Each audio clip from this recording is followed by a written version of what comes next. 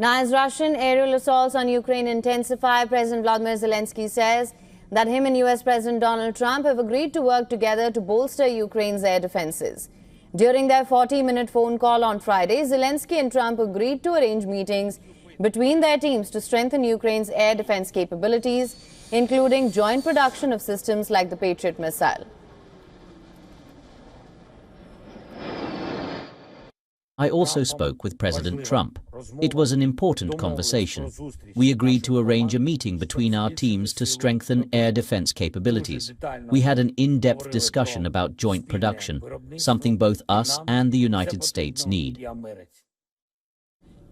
Now, Ukraine has been asking Washington to sell it more Patriot missiles and systems that it sees as a key to defending its cities from intensifying Russian airstrikes. But Trump administration recently paused critical arms shipments, prompting warnings from Kyiv. Zelensky described the Russian strikes deliberately massive and cynical. These strikes targeted drone research centers, airfields, oil refineries, and ammunition depots across the country.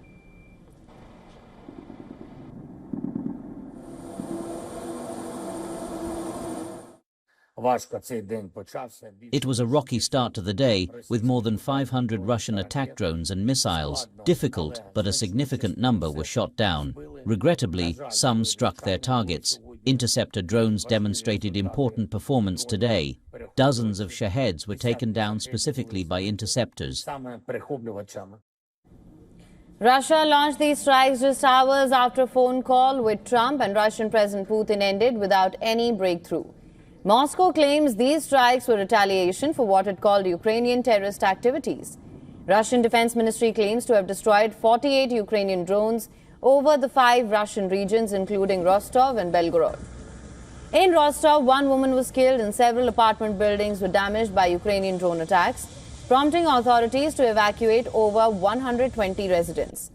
Now, the Kremlin says it sees no immediate political solution to the conflict and insists that it will continue what it calls its special military operation. A political and diplomatic settlement is impossible without eliminating the root causes of the conflict, as President Putin once again said during yesterday's telephone conversation with President Trump. Now, Ukraine has started ramping up its domestic weapons production. Troops from the 13th Kyiv Brigade have said that the new Ukrainian-made Bodana 155mm howitzers are outperforming their Soviet-era counterparts.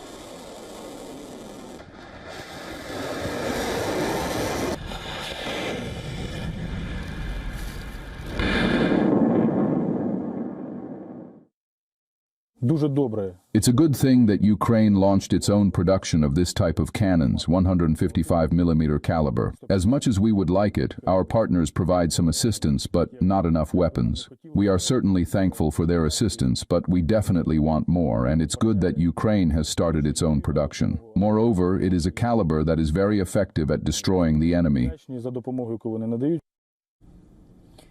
Germany is stepping in and is in talks with the US to purchase more Patriot missile systems for Ukraine, hoping to bridge the gap left by the pause in American aid.